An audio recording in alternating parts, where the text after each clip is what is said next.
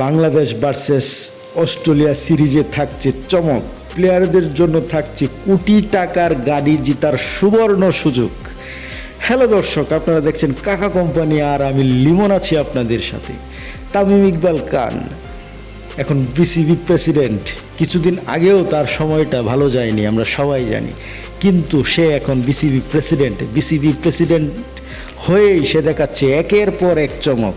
সেই চমকের অব্যাহত রেখেই সেইবার ঘোষণা করেছেন আগামী মাসে অস্ট্রেলিয়ার সাথে যে সিরিজটা হবে, সেই সিরিজে যে টুর্নামেন্টের সেরা হবে তাকে একটি চেরি কোম্পানির কোটি টাকার মূল্যের গাড়ি দেওয়া হবে।